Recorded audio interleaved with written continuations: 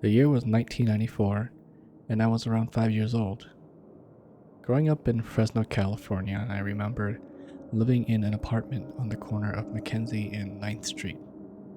My family and we lived upstairs in the apartment, and I remember every day looking outside the window, seeing the small Mexican convenience store down across the street. The family that lived next door to us was my Uncle Hua and his wife and kids. My uncle was an older gentleman, about the same age as my dad, in his mid-30s. One day, some Mexican game banger tried to break into my uncle's car, and he confronted them with his hunting rifle and scared them away. Not knowing what he had started, the Mexican gang then targeted our upstairs apartment. They would do drive-bys and shoot our apartment late at night from time to time. As a kid growing up, I remember being scared, seeing my mom blocking the windows with wooden boards, trying to prevent any random stray bullets from hitting one of us, and luckily, none of us got shot. My parents contacted the police department at the time, but there was nothing much the police could do. My aunt and uncle from my mom's side were aware of our situation and heard of a cheap, affordable Section 8 housing through a radio station, and they referred us into moving into that house.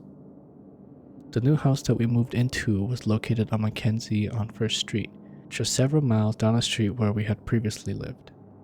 When we moved into the new house, I remember my mom being so relieved, and she was happy that we have escaped the terror of drive-by shootings from the Mexican gangs. One odd thing about the new house when we moved in was that half of the wooden fences surrounding the house were already burnt as if something had caught on fire before. My mom didn't take much into consideration at the time and was just happy to leave our situation at the old apartment. Our new house was located right by the corner of McKenzie and 1st Street by the intersection light. Across the street from our house was also a small Mexican taco store. The house has 4 bedrooms and 2 restrooms, which was perfect for a family of 7. After about a couple of months living in that house, my mom had her first paranormal encounter.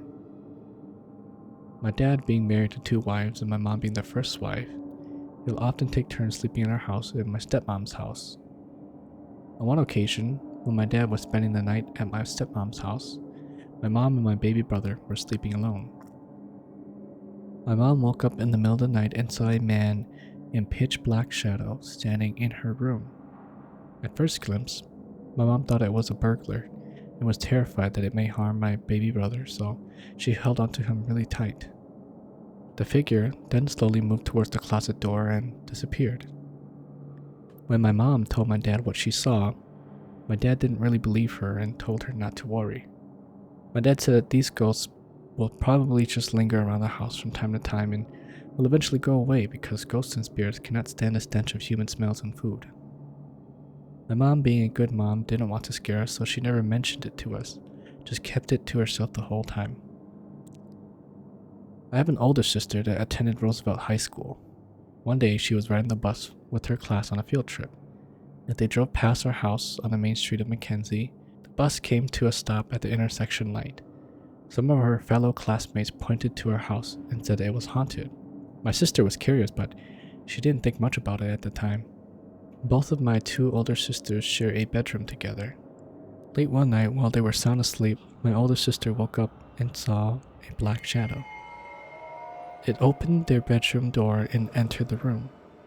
My sister said it had a cape-like coat similar to what Dracula wore and leapt right on top of her. My older sister panicked. She was terrified and paralyzed and couldn't move at all or make a sound. As she was struggling with this entity on top of her, she managed to break free and was able to turn her head to bite my other sister sleeping next to her to desperately try to wake her up. The next day, my oldest sister asked my younger sister why she didn't wake up and help her. And my other sister then replied that she saw it too, and she was scared, so she pretended to be dead asleep. When both of my older sisters told my mom of this incident, she gave them a traditional Hmong knife to place under their pillow, which is a common Hmong belief to ward off evil spirits. In 1997, I was 8 years old when the movie Men in Black came out. Me and my 2 older brothers shared the same bedroom together. My eldest brother was always listening to the B95 music radio station, and the Men in Black song was playing at the time. As a kid, I was always very afraid of ghosts and will often sleep with a blanket covering my head. On that specific night, I remember that the Men in Black song was playing on the radio station. I removed the blanket covering my head to get some fresh air, and I turned to look at the door, and there it was, just standing there. I remember being scared so shitless and stone cold frozen just looking at this pitch black shadowy human figure that was clearly a person, a very tall man, almost as tall as the door. But I can't see the face at all. It was just plain solid black. I covered my head with the blanket again and took a peek, and it was still standing there. I then turned to one of my older brothers sleeping next to me and tried tickling him to wake him up. No matter how hard I tried tickling him, he wouldn't wake up at all. He just moved a little. When I told my parents what I saw, they also gave me a traditional Hmong knife to place under my pillow.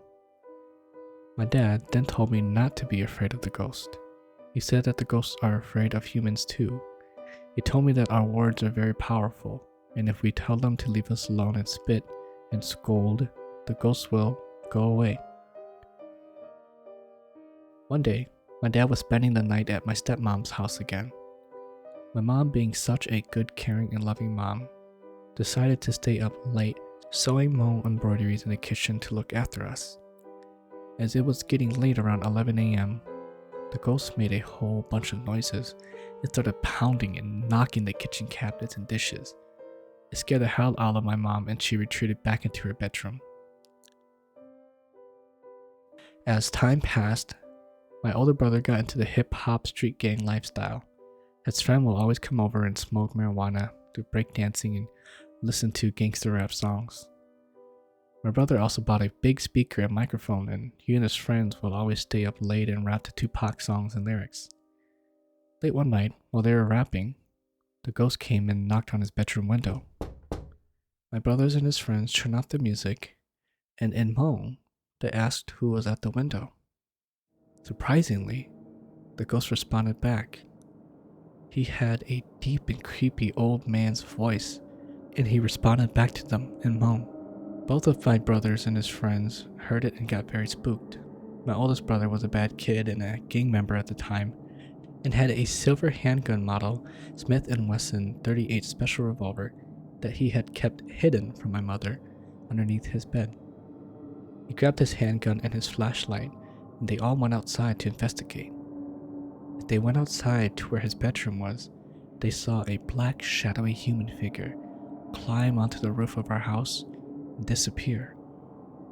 When my eldest brother told my mom and dad what they saw, my dad scolded him that it was late that night and he shouldn't be playing loud music and rap songs because that's probably what triggered the ghost to play tricks on them. The ghost became more active from time to time.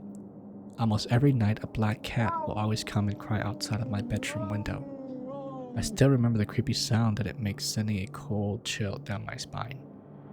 It sounded like a little baby crying. Being so scared and terrified in the middle of the night as I was sleeping, I used both of my hands to cover my ears just so I wouldn't hear that creepy cat. My mom heard it too, but being a good mom, she didn't want to scare me and told me not to be afraid. She said that it was normal for cats to cry like that when they're mating. I was around 9 years old that time and started to have really bad nightmares of a creepy girl that wanted to marry me, and later on I got really ill and sick with the high fever. In my dream, she would always tell me that she likes me and wants to marry me. I knew she wasn't human, and I was always afraid of her in my dreams. My dad decided to finally take matters into his own hands when I became very ill. Late one night, he waited outside of my bedroom window with his airgun pellet rifle for that black cat to show up so he could shoot it and kill it. My dad still practices traditional Hmong cultures and beliefs, and he said that this black cat crying outside my bedroom window was not an ordinary cat, but a ghost or spirit similar to an incubus that was sucking the life force out of me. When the cat arrived, it slowly snuck up behind my dad. My dad said that this black cat has a very powerful demon spirit attached to it. As it was sneaking up behind him, he was able to sense a goosebump chill run down his spine, and the hair on the back of his neck stood up. Before my dad could turn around to shoot it, the black cat ran and jumped the wooden fence and escaped. After my dad scared away that black cat, I've gotten better and was not sick anymore.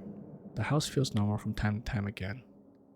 However, one day my mom and my aunt and uncle went out of town to San Francisco Bay Area to catch crabs. One of my older sisters, already married at the time, and she and her husband came to sleep over and babysit us at our house. My brother-in-law was asleep and said that he woke up and saw me crying. He said that I was afraid to sleep alone and wanted to sleep with them. My brother-in-law agreed, but said that it was weird because I wanted to sleep at the foot of the bed. He said that when he looked at the foot of the bed, I wasn't there anymore. All of a sudden, a man in a pitch black shadow rose up from the end of the bed, smiling at it. My brother-in-law was petrified, saying that it was all black, like a shadow man, and he was able to see two glowing eyes with a sinister smile. We managed to live in that house for 8 years, and we finally moved out when I was in my teen years. I'm already now married and have a wife and children, and don't live in Fresno, California anymore. But till this day, I still sometimes dream and have nightmares about going back and living in that house. I told my mom about these nightmares, and she told me not to worry. She said that we just lived there for so long, and probably my soul just misses the house and visited again from time to time. In my dreams, when going back to that house, it was always a very sad and depressing feeling, almost like a welcoming back home type of feeling. We never really knew what happened in that house or who were the people that used to live there before us. All we know that house had burned down before and it was remodeled. To this day, I'll never forget that haunted house in Fresno, California at McKenzie and First. Hey, looks like you made it to the end of the video.